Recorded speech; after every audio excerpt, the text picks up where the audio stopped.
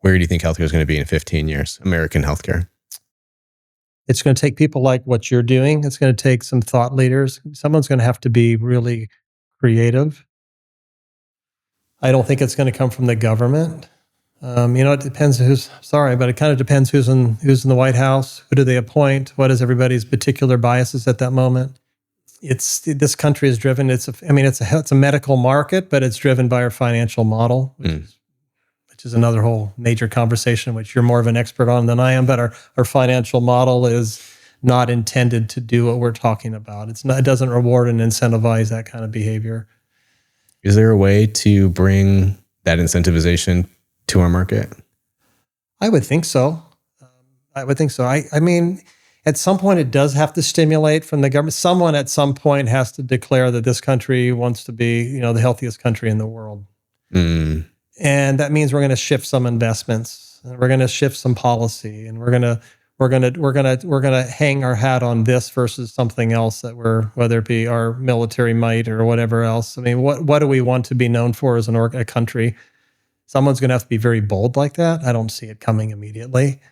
And so it has to be done by individual organizations or I guess what could happen though, there's so much money in traditional provider systems today that if they do have the opportunity to throw off some margin, they could be very bold, because there are so many systems that have integrated now, that have come together, and there is critical mass. There's enough critical mass if 2 or 3 major systems said we're going to create our own movement to do something a little different, and we're willing to put some of those margins on our big balance sheets to the test to create some innovation. I think you can move some things. I don't think it's going to come from the government. We're seeing rapid changes even in the private equity space in healthcare, and somewhat naively here, I think private equity has moved towards value faster than the health systems. If that's true, why do you think that might be true? Again, I think it goes back to the payer environment. Most health systems are paid by the government. Okay. I think that's so. Is that fee for service? It's fee for service, capitation, cost based. You build your models around how you get paid. Yeah. Which is sad, but it's partially true. Yeah. And that's not to say the clinical care is designed though, but your business model is designed how you get paid. Yeah. Private equity is a little different. Yeah. One thing you did say, difference. This one might be appropriately attributed. You did say a few years back, we've got to have a foot in each canoe. Yeah. And I interpret that in shifting analogies to be one canoe is Blockbuster. Maybe the other canoe is Netflix. Yeah. Help our listeners understand what that Netflix is. That's a very good question. So if you take a very large health system that's sitting on a huge balance sheet, and I think you know what I'm talking about. They're sitting on billions of dollars of cash.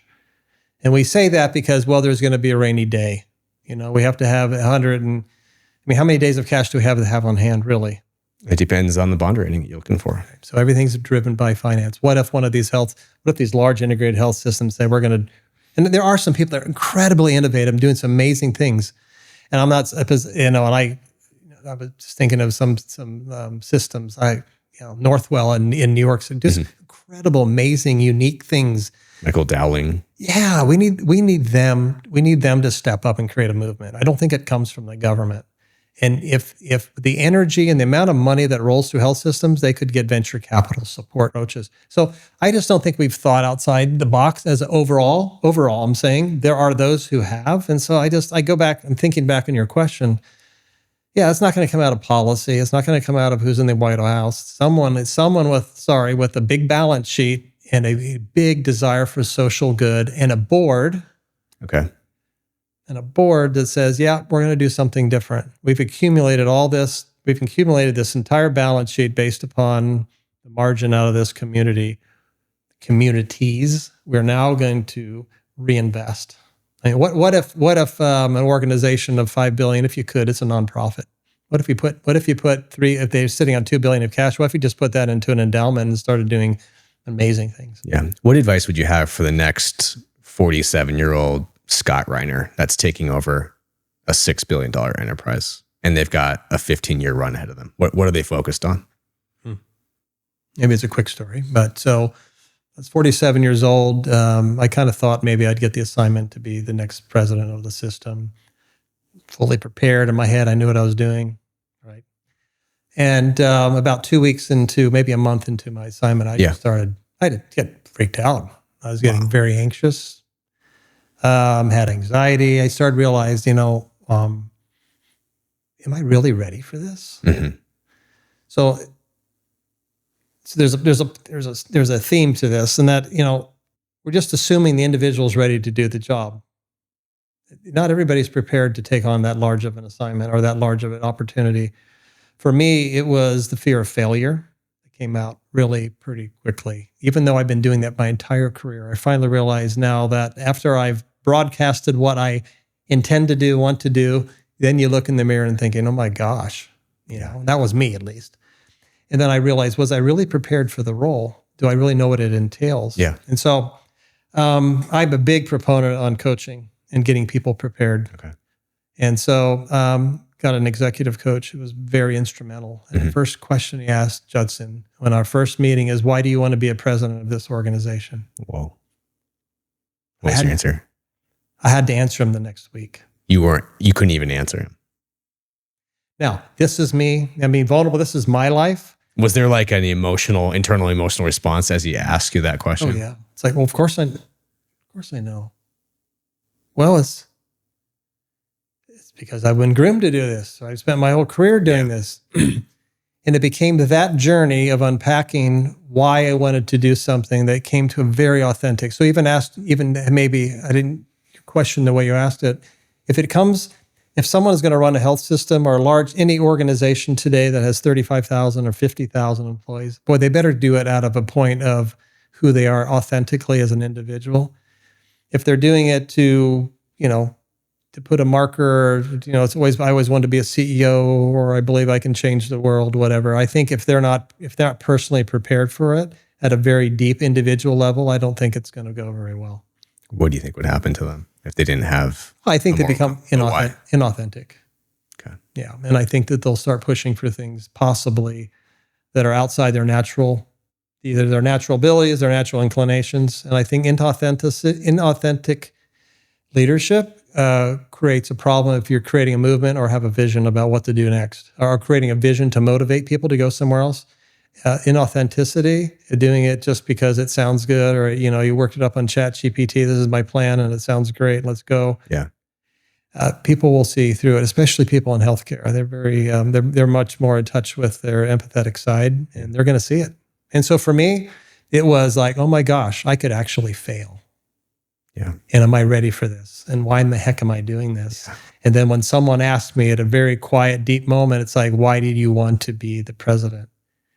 I couldn't answer them. Wow.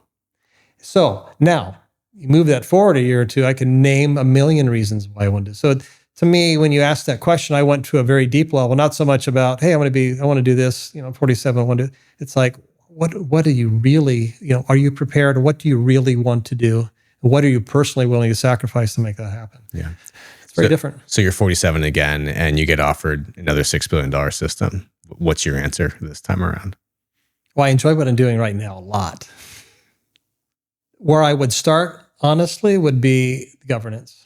Governance. Advisors. I would choose. I wouldn't take a role unless I could work hand in hand in creating incredible our incredible generative thinking board.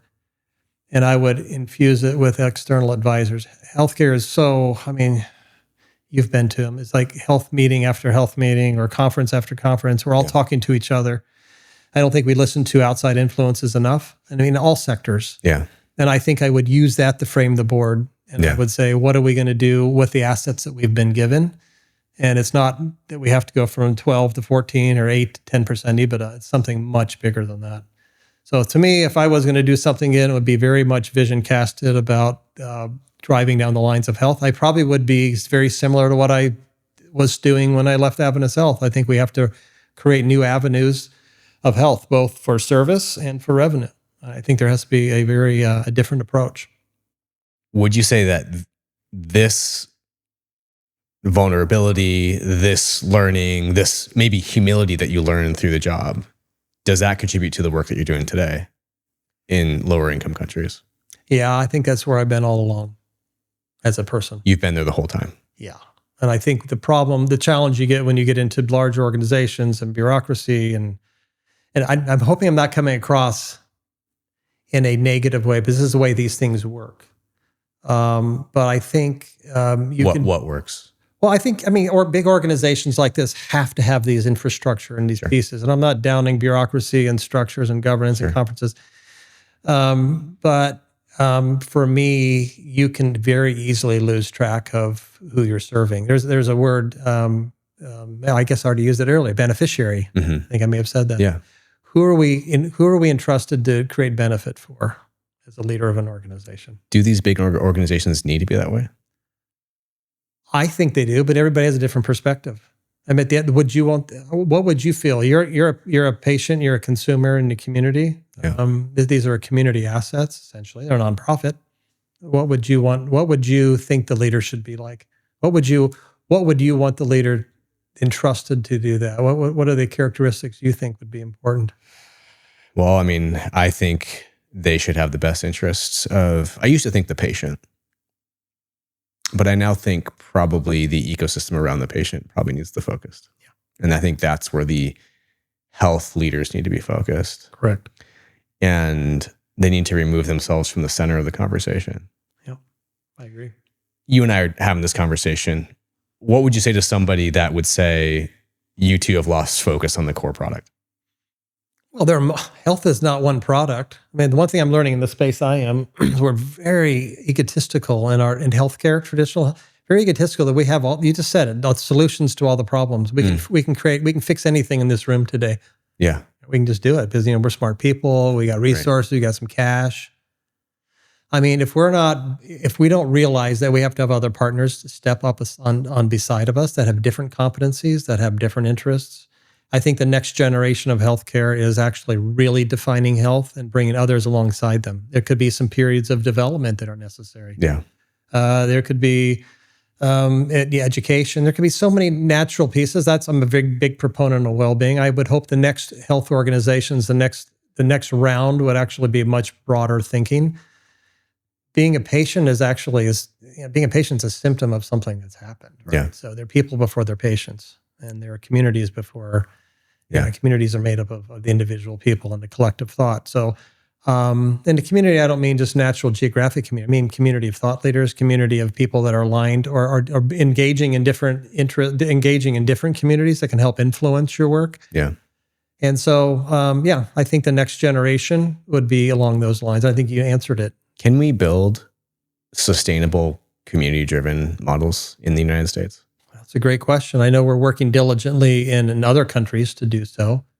And I think there is natural innovation and opportunities. I'm not saying they're huge businesses. I think we should certainly strive to do that. If we're going to build community trust, I think we need to put some of our resources in helping the community elevate the new definition of health. Yeah. What do you want your legacy to be? I didn't even think about legacy until about 2 years ago. I always thought it was a very egotistical thing. A legacy. Wow, why would I have a legacy? It was a little naive on my part. And legacy is not, of course, that. Of course, legacy is something that that you may be known for, or something you leave behind. And I would hope that I would leave behind an authentic person who sincerely wants to help people, and all the infrastructures that are man-made or not. And whatever aspect of service that I could provide, whether it's running large health systems or helping individuals in a disadvantaged community in America or in Zambia, Africa, I would hope that the legacy was that you combined social good with innovative thought, and you scaled it to a point of helping the largest impacted number of people you could. Thank you, Scott, for your time today. This is awesome. Really appreciate it. Yeah.